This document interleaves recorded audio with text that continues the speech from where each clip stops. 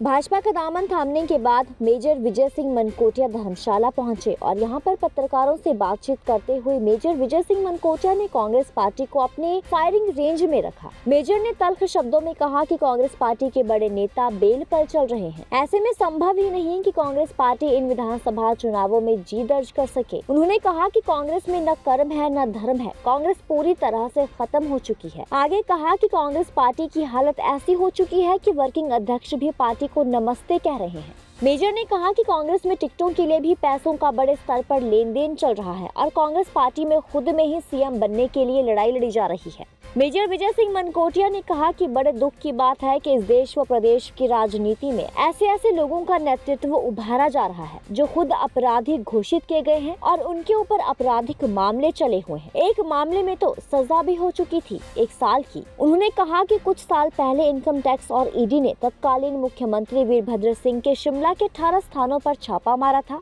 इसमें कोई पैसे का लेन देन का मामला था। उसके बाद जो सबूत बरामद हुए उसके आधार पर दिल्ली उच्च न्यायालय में केस दर्ज किया गया था। उन्होंने कहा कि आज भी दिल्ली के उच्च न्यायालय में वो केस चला हुआ है जिसमें ये आरोप लगाए गए हैं कि पूर्व मुख्यमंत्री वीरभद्र सिंह ने धोखाधड़ी की है। मैंने इस प्रेस भेंट वार्ता में इसके ऊपर जो जिक्र किया वो ये था कि बड़े दुख की बात है कि आजकल इस देश की और प्रदेश की राजनीति में ऐसे लोगों का नेतृत्व जो है वो उभारा जा रहा है जो खुद अपराधी घोषित किए गए हैं, जिनके ऊपर क्रिमिनल केसेस चले हुए हैं और एक मामले में तो सज़ा भी हो चुकी थी 1 साल की। इसके ऊपर मैं आपको बताऊंगा कि कुछ साल पहले छापा पड़ा था, देयर वाज अ रेड 18 स्थानों के ऊपर। इनकम टैक्स और ईडी ने शिमला में उस वक्त के मुख्यमंत्री श्री वीरभद्र सिंह जी के ठिकानों के ऊपर 18 ठिकानों के ऊपर छापे मारे, रेड की। कोई हेरा फेरी, पैसे का लेन देन, मनी लॉन्ड्रिंग का मामला बन रहा था। और उसके बाद जो उनके पास सबूत बरामद हुए उसके आधार पर उन्होंने जाके फिर ये उनके अगेंस्ट एक केस दिल्ली हाई कोर्ट में दर्ज कर दिया। The case was filed in the Delhi high court, जो आज भी दिल्ली हाई कोर्ट में चल रहा है।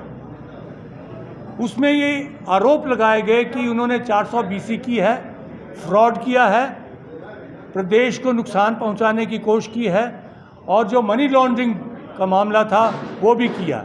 और उन्होंने जो अपनी गैर कानूनी तरीके से संपत्ति इकट्ठी की है वो मामला भी हाई कोर्ट दिल्ली में दर्ज हुआ। वो केस चला और आखिरकार में जाके आखिर स्टेज में 500 सफ़ों का चार्जशीट उनके विरुद्ध श्री वीरभद्र सिंह जी जो आज स्वर्ग सिधार गए हैं और उनकी धर्मपत्नी प्रतिभा सिंह जो आजकल हिमाचल प्रदेश कांग्रेस प्रदेश की अध्यक्षा हैं और उनके सुपुत्र श्री विक्रमादित्य सिंह जी जो MLA हैं वहाँ शिमला रूरल से और शायद पदाधिकारी भी हैं कांग्रेस पार्टी के, और अन्यों के ऊपर दर्ज किया गया चार्जशीट हुआ है। वो केस वहाँ चला, उसका फैसला भी नहीं हुआ है, पर वो क्रिमिनल केस उनके ऊपर अब जो है वो रिकॉर्डेड है। इसके अलावा आशा कुमारी जो डलहौजी की MLA हैं और AICC की सेक्रेटरी हैं, उनके ऊपर और भी गंभीर आरोप लगे हैं। उनको उन्होंने हेरा फेरी करके न जाने कितने बीघा फॉरेस्ट लैंड जो था, वन भूमि थी, जो हेरा फेरी करके फ्रॉड तरीके से उन्होंने अपने नाम करवा ली। और जो उसमें जो उनके मुजारे दिखाए गए थे, टेनिस में दिखाए थे, कईयों को कहा कि ये मर चुके हैं जबकि वो जिंदा थे। वो बीजेपी की सरकार थी शायद उस वक्त, धूमल सरकार की, जो जिसको उन्होंने मृत बताया था, वो अलवर से उसको पकड़ के पुलिस ले आई और बताया कि ये तो जीवित है। तो यहाँ तक इन लोगों ने हेरा फेरी की, बेईमानी की है, सरासर बेईमानी। अगर ऐसे लोगों को आगे ला के कांग्रेस पार्टी ये समझती है कि हम सत्ता में पुनः आएंगे, इनकी अध्यक्षता में, प्रतिभा सिंह की अध्यक्षता में, उनके सुपुत्र विक्रमादित्य की अध्यक्षता में, आशा कुमारी जो खुद भी दावेदार है मुख्यमंत्री बनने की, इनकी अध्यक्षता में अगर ये सोचते हैं तो ये देवभूमि के ऊपर इससे ज़्यादा कलंक बड़ा हो ही नहीं सकता है। ये हमारी जनता को समझना चाहिए। कलंक है ये हिमाचल प्रदेश देवभूमि के नाम पर। जिन्होंने ऐसे ऐसे घटिया काम किए हैं, criminal acts of conspiracy, defrauding and money laundering. तो ये मामले जब सामने आए तो हमने कहा कि इन लोगों को तो नकारना चाहिए पब्लिक को। सवाल ही नहीं पैदा है कि इनको आप वोट दे के जिताएं। ऐसे नेतृत्व को लानत है, ऐसे नेतृत्व को। ये मैं बार बार इस चीज़ को दोहराता हूँ। आपने कहा है कि कांग्रेस में ना कर्म बचा है ना धर्म, और साथ ही अब जो है कांग्रेस खत्म होने की कगार पर है और मुख्यमंत्री की वोट भी कांग्रेस में छिड़ी हुई है। मैं शुरू से ही कहता आया हूँ कि यहाँ तो हेरा फेरी चलती है, 2 नंबर का धंधा चलता है, दलाली यहाँ चलती है। आपको याद है कई बार जब मैंने प्रेस कॉन्फ्रेंस की इस चीज़ को बार बार दोहराया, लेकिन अब इसकी पुष्टि किसने की? श्री हर्ष महाजन, जो बड़े करीबी थे मुख्यमंत्री वीरभद्र सिंह जी के, अब तक करीबी थे, अतिरिक्त अध्यक्ष भी थे कांग्रेस पार्टी के। काजल जी से, जैसे पवन काजल जी थे, वो भी बीजेपी में आ गए। हर्ष महाजन जी भी बीजेपी में आ गए।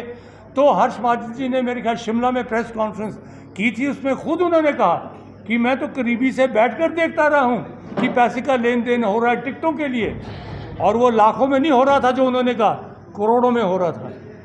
तो ये देखिए, जो जिन लोगों ने टिकट खरीदे हैं अब करोड़ों के, ये अगर कामयाब हो गए, भगवान ना करे ऐसे लोग कामयाब हो, पर आप देखिएगा कि कल्पना कीजिएगा अगर ये कामयाब हो जाते हैं तो इन्होंने तो लूट लेना है हिमाचल प्रदेश में। जैसे महाराष्ट्र में वो क्या कहते थे, अदायगी करते थे, वसूली जैसे महाराष्ट्र में कर रहे थे, और उनके होम मिनिस्टर जेल में है वहाँ देशमुख।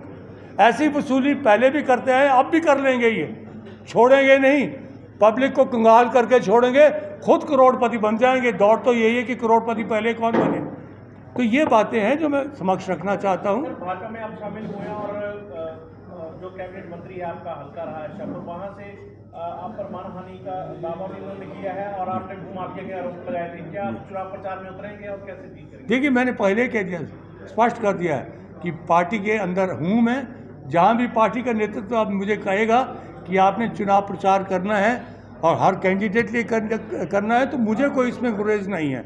मैं पार्टी के प्लेटफॉर्म में खड़ा होकर किसी भी कैंडिडेट के लिए मैं वोट मांगूंगा, समर्थन मांगूंगा, उसमें मुझे कोई गुरेज नहीं।